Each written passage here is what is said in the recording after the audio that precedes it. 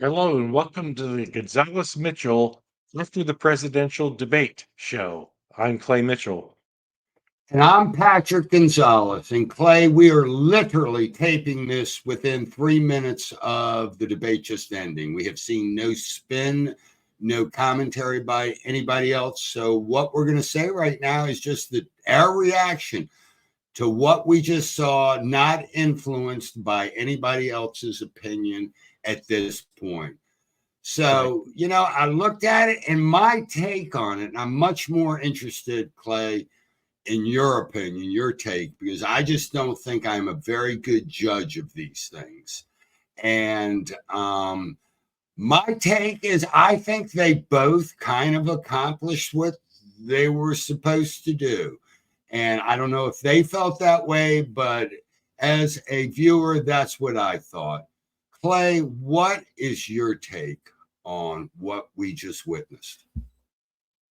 Not too much different than yours. I think as I was watching it, President Trump appealed to his base. He appealed to his crowds that he usually draws. He gave the same sort of talk and and uh, and talking points. On the other hand, you had Vice President Harris, who appealed to her crowd. She I think was more animated emotionally than he was. He was all business. I mean, he gave that stare. He was all business, and she was, gosh, I don't know how to say this. She was more A little more animated? animated to a degree. But what I didn't like, Patrick, is when she did this. It, Yeah, it, nah. she put her hand on her chin and looked at him a few times, and I thought that looked like a kind of like a real estate salesman ad, for lack of a better words. It Um, had a pre-planned, rehearsed aspect look to it. right, right. It was a bit contrived, but the talks that President Trump gave, I've heard at all of the rallies. I've just heard it all. It was the Right. same lines and the same anecdotes with her. Obviously, this is the first time she's been before the public, really, since President Biden stepped down, and it appeared a bit rehearsed, but she got in some good hits. He got in some good hits. I think that if I was to say who won, I don't know. It's an equipoise. It's sort of he appealed to his crowd, she appealed to her crowd, and were minds changed in the middle. I don't know. I Yeah, just don't my know. expect. Yeah, no, and I'm not sure either. I don't think a whole lot were, but my kind of take on it was I think they both accomplished what they want.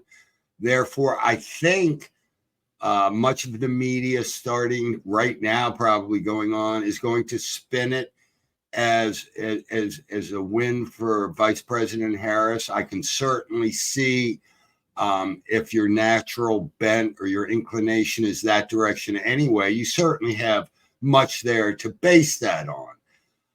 I come at it from a little different perspective, although I thought Kamala Harris did it. I thought she did a very good job. I did. And while I totally agree with your description of former President Trump, all business, no backing down, no trying to modulate or moderate something to go after that elusive middle 10%, 5%, whatever it is out there. He stuck with what he danced with what got him here. He danced with he who or she who bring him, whatever. And you know what? I think there are going to be many that nitpick and say, nah, he didn't do enough. And I dig it. I hear it. And I don't mean this, we are all human beings, capable and not capable of doing things. And I just don't think it's in Donald Trump's nature to, kind of vary how he presents himself with sort of the goal or objective of appealing to some little group out there and modify his thinking in such a way. I mean, Donald Trump's, since he's been running for president, this is what I believe. This is why you should vote for me. And people are either going to do it or they're not. I guess, but yeah, I think I was looking for that, maybe that one moment by either one where you could look at it like Lloyd Benson in '88, Mhm. Dan Quayle, you are no John F. Kennedy, Yeah, yeah. or Ronald Reagan in 1980 to Jimmy Carter. There you go again. Or Ronald Reagan in 1984 going to Vice President Mondale. I will not exploit for political purposes my opponent's youth and inexperience. You know, some of those Experience. great lines. Right. But we didn't get that. We didn't get that. But if you go back and you look at Vice President Harris's close, I think she got just what you wanted. And if you look at former President Trump's close, he laid out the case. He went after what he wanted, and I think the last framing of what he said was the worst president and vice president in the history of this country. And you can take that as a personal attack, or you can look at the 60% odd people in this country that think we're moving in the wrong direction and say maybe that's the smart political strategy. I don't know. We'll see. I thought her strongest moment was when the abortion issue came up. She spoke eloquently about that. He obviously has the position of everybody wanted this all to go back to the states. She had some anecdotes about people in states where abortion isn't as available, say as it is in Maryland. And I thought that was her strongest moment to appeal to that independent uh, suburban woman sort of suburban man kind of way. I thought that was her strongest moment. His argument, I thought, made sense, but does it appeal to that Senate voter? I don't think so. I think her message on that appealed more to them than his did. That being said, when he talked about the border, Gaza and Ukraine, I thought that was his strongest moments, when he said, "That would have never happened under me," and she came up with some arguments that he would allow this and that to go on if he was elected today, but he was saying, "Hey, babe, if I was there, this wouldn't have happened in the first place." That's just my Eastern Shore voice saying that, but, I thought that Yeah. was his strongest moments, yeah. Yeah. And I thought another strong moment of his was when he said, "Hey, you've been there for 3.5 years." And this, I think, was toward the end. Why haven't you done anything? And that's, a compelling argument. And while it's not on a particular subject like abortion per se, which can resonate with a number of people, it's sort of for those in that, if whatever the number is, 10% still waiting to make up their mind. I mean, that can be a compelling argument, which is, hey, you talk about all these wonderful things you want to do. You've been there for 3.5 years. You still got 6 months, 4 months. Why don't you do it now, starting tomorrow? And that is a compelling sort of statement. So I thought the one thing that confused me, Clay, and I'm just not that well versed on this issue, but why did Trump he refused to go, saying he will not veto a national abortion ban? And he makes a logical point that it's never going to happen, so there's nothing to talk about. But I think that's one of those things where you're trying to play it cool. I mean, because all I'm thinking in that situation is, if it were me, I'd say absolutely I'm going to veto a national abortion ban. As you know, I am horribly pro-choice. So, but anyway, so I don't know. I thought I think if I had to sum it up, I would say, what was it? Kind of like Ali and Frazier back in March of '71. 13 rounds. It's pretty much back and forth kind of given. And what Ali Frazier had, he's down. Ali is down in the 14th. Well, we didn't have that. We had sort of I think it was Ali Frazier 3, where it literally went to the cards at the end. Yes. And I think Muhammad Ali, my hero, inched out a win over smoking Joe Frazier. Like a butterfly sting like a bee. You know what I'm saying? Oh, baby, I do. I know exactly what you're saying. I think President Trump's other strong argument was over the fracking issue, because I know he was appealing to Pennsylvania. That is a key state, the Keystone State, but it's a key state here. And to point out the flip-flopping of that, and saying that, if she's president, she'll say whatever she wants now, but if she's president, fracking's over. And I think that was an important message that he came across with, uh, that has to do going into November the 5th. That's a tough I thing for her to dude, overcome, I think. I think it is too, and I'm not judging anybody by another, but if you look at a lot of the things that were said by the Biden Harris team leading into the 2020 election, and I mean the one that jumps out at the most at me is Joe Biden promised, if elected, he was going to unify this country. And it didn't take him long. And he uses the excuse that Donald Trump is an evil threat to this country. But he immediately got in Joe Biden, who was going to unify this country, just going in and sharply attacking not only Trump, but the millions of voters that support him. And if you say you're going to do something, and you're going to be a unifier, you don't have to necessarily make a great effort to unify.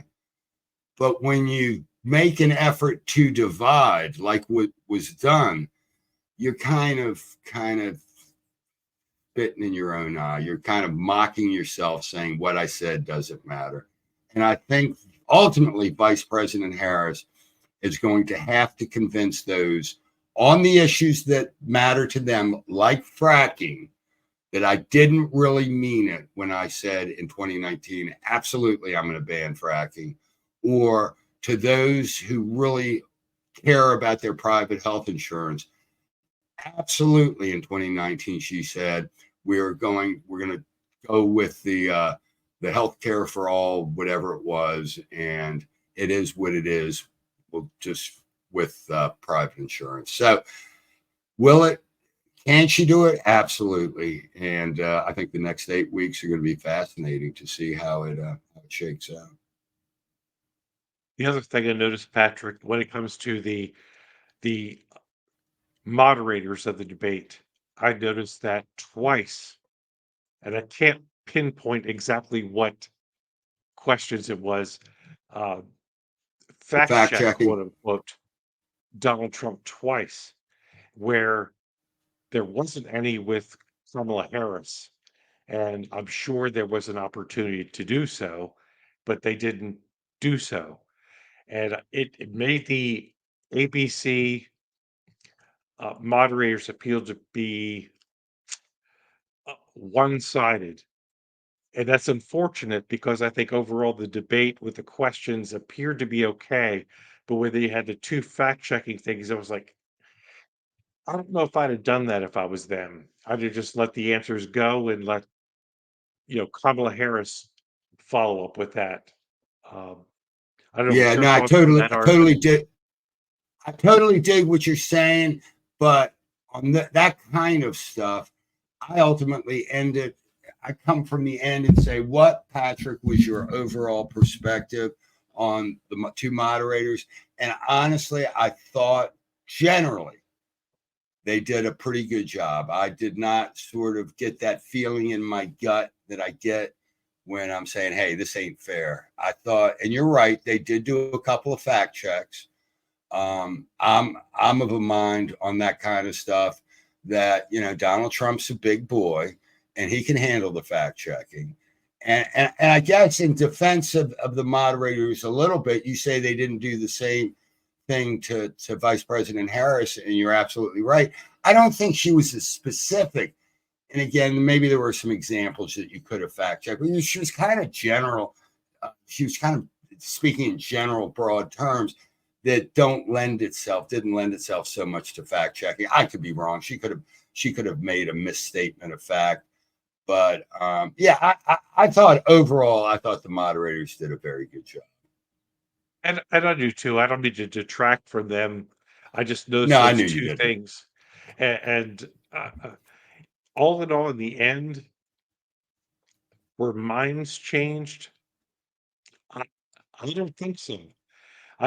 Clearly I don't think so either. there are pastel colors. There's the definite reds and the definite blues, and those differences are noticed, but there was no purple in there to say to undecided centrists that there are any, and I can't believe that there are still, but there are. Uh, I'm going to vote for this person definitely, or I'm going to vote for that person definitely. I didn't get that sense that I came out of this debate tonight saying, "Wow, they really landed the middle in this."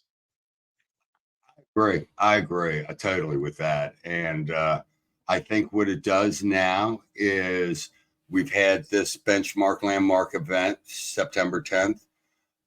We've got to deal with tomorrow being the 23rd anniversary of an horrific attack against this God glorious country. And we get through tomorrow and we move on. And I think you're right. I can't believe that things are going to fundamentally change as a result of tonight's debate. I think it did just sort of pushes it forward. It's like that. It was like, you got to have something impetus to move anything forward. I think the debate will move things forward, but I totally agree with you. I think um, fundamentally it was a draw.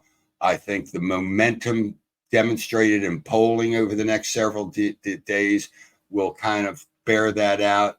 And then here we are. We keep marching forward to the end of September into October, and November 5th, here we come. Although early voting is starting soon in some places.